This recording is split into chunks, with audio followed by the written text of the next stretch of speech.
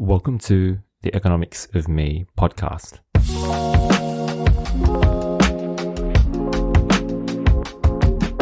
This is the third episode of the Economics of Me podcast, your place for making sense of the economics of everyday life.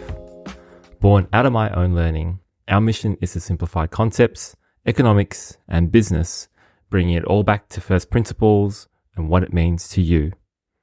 And as we're telling stories, I'd like to acknowledge the traditional custodians of this land, the Wangal people of the Darug Nation, on which I'm recording this podcast. The Wangal people have been telling stories for over a millennia, and I'm committed to treading lightly on these lands as we move forward to a future of reconciliation. We've heard about interest rates incessantly over the last 2 years, but why do interest rates impact me? What are interest rates? And how does the RBA control them? Why are the RBA's rates different to what my bank provides me? And how did this period of high interest rates come about? Today, on the third episode of the Economics of Me podcast, we talk about the economics of interest rates. Let's explore further. This podcast is really about distilling things down to their simplest form, right? Really helping all of us understand these financial concepts better. A first principles approach. So then, what are interest rates? To put it simply, interest rates are the cost of borrowing money or the reward for saving money. So when you borrow money, like in a loan or in a mortgage, the interest rate is the extra amount that you pay on top of the money that you borrowed. It's basically how lenders make a profit from lending you the money. When you save money in a bank account, the interest rate is the amount that the bank pays you as a reward for keeping your money with them. Basically, interest rates determine how much extra you pay when you borrow or how much extra you earn when you save. So interest rates have this duality and can affect both costs and also have a benefit to you. But when you hear about it on the news, it's often spoken within this frame of the RBA has hiked interest rates, hurting borrowers further. But what does it actually mean? To frame it up, we need to understand who the RBA is. The RBA is the Reserve Bank of Australia, Australia's central bank. Other countries have similar sort of banks. In the US, you may have heard of the Federal Reserve, or they call it the Fed. And it really plays this crucial role in managing the country's economy. In simple terms, the RBA is like the financial manager for Australia's economy. And the RBA really has two core mandates. One, controlling inflation, which we spoke about in the last episode. And two, keeping people employed and in turn, the overall health of the economy ticking along really smoothly. What options does the RBA have to do this? Let's unpack further. There's this piece called monetary policy that the RBA is in charge of. Monetary policy is essentially the actions that the RBA takes, mainly through setting interest rates to achieve its goal of controlling inflation and supporting employment, kind of maintaining this financial stability for all of us. Remember in the last episode, we talked about how interest rates can be seen as this blunt instrument, a swinging axe to the tree trunk that is the economy. This is basically the main tool that the RBA has at its disposal. And as we've discussed previously, how it affects people's lives is not all equal. When the RBA talks about interest rates, it's really talking about what is known as the cash rate, which is currently at 4.35% as of August 24, up from all-time lows during the middle of COVID when it was 0.01%. But what does this all mean? The cash rate is essentially the interest rate that the banks charge each other for overnight loans. So basically, banks are lending money to each other on these short-term loans to meet their immediate funding needs if they're running out of reserves. This is one of the main things that banks do, along with a multitude of other transactions. But basically, it's like the baseline interest rates for the entire financial system in Australia. And so when the RBA changes this rate, it influences all other interest rates in the economy. If the cash rate goes up, typically banks increase their interest rates on loans, for example in mortgages, and they also increase their rates on savings accounts. Think of it as a kind of temperature control for the economy. This cash rate directly affects how much it costs banks to borrow money, which in turn affects how much they charge us for loans or they pay us for our savings. So if you think about it, a cash rate of 0.01% during COVID is very nearly free money, and it means that the barriers to borrow money are extremely low. And what do banks do with this? And why are banks' interest rates on my home loan, on my savings accounts so different from the cash rate? Here's why they're different. Firstly, banks have to cover their own costs, and the cash rate is just one part of what determines a bank's interest rates. Banks really also consider things like what's the cost of raising money from deposits? What's the cost of borrowing from other sources? What are their operational expenses? What's the cost of doing business? And also what the risk of lending money to customers is.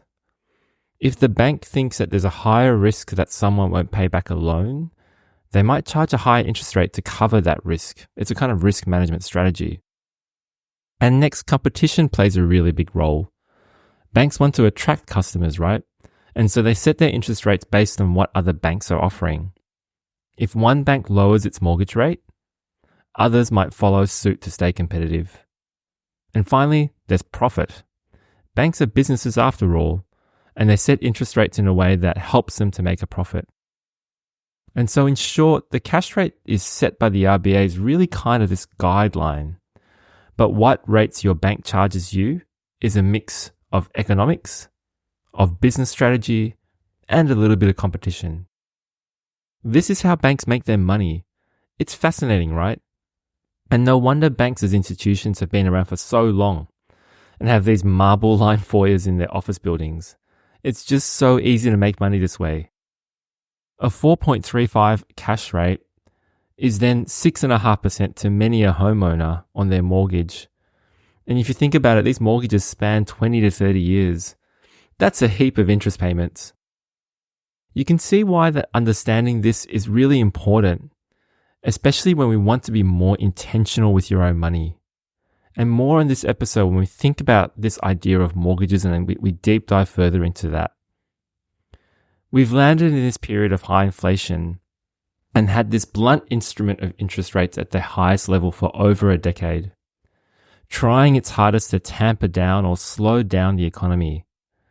This impacts us in a variety of ways, in our lifestyle, how we consume and our consumption, our future wealth, our everyday.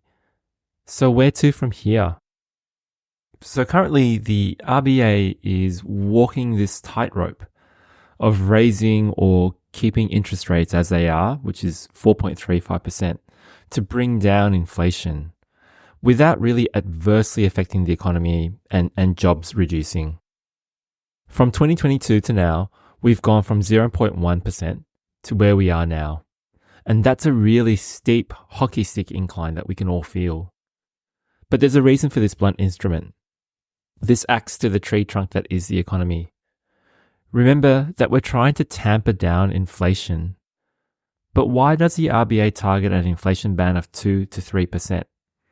What's so special about that range, and why does it matter to you? Let's break it down. It's not all bad news here. A little bit of inflation is actually a good thing. It's a sign that the economy is growing. But too much inflation can cause prices to spiral out of control, making it hard for people to afford everyday essentials. And on the flip side, if inflation is too low or even negative, which we can call deflation, the economy can really stall, leading to lower spending, lower profits for businesses, and even job losses. And so the RBA is targeting this Goldilocks zone with a 2 to 3% inflation band. Not too hot and not too cold, but just right. And this range is seen as a sweet spot for keeping the economy stable.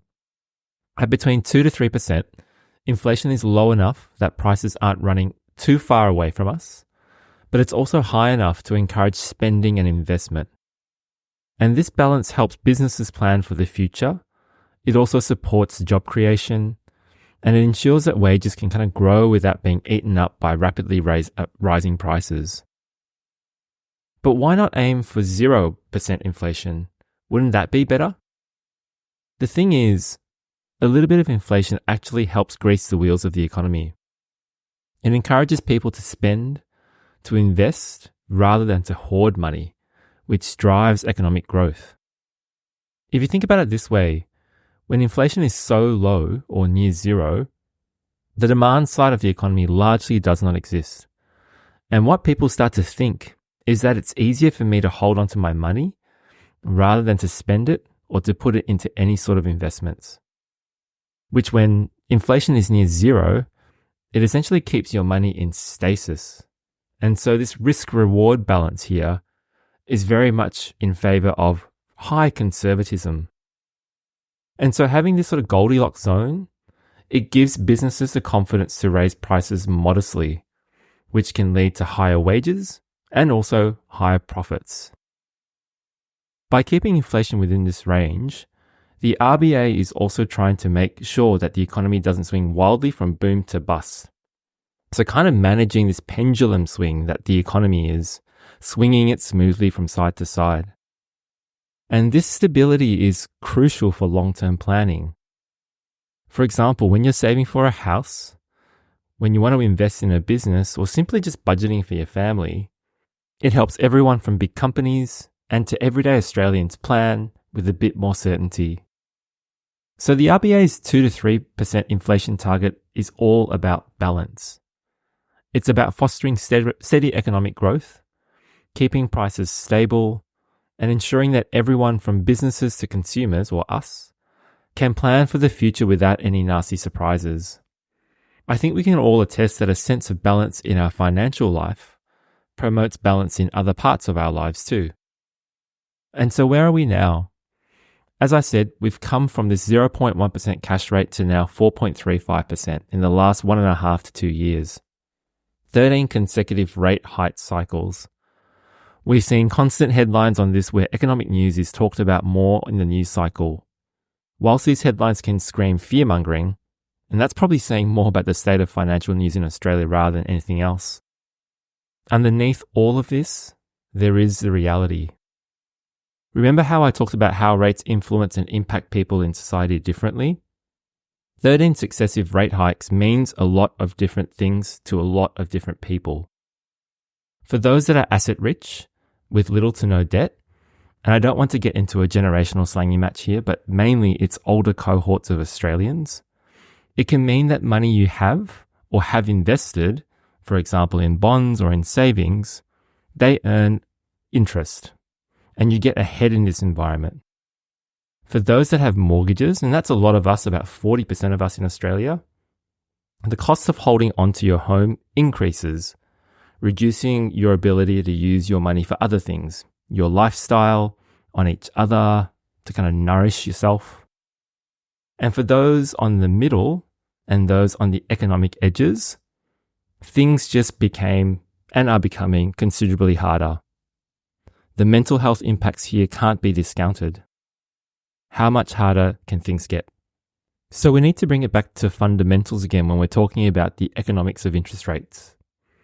When the Reserve Bank of Australia, the RBA, raises interest rates, it might seem like this distant financial concept, but it actually has a direct impact on your daily life.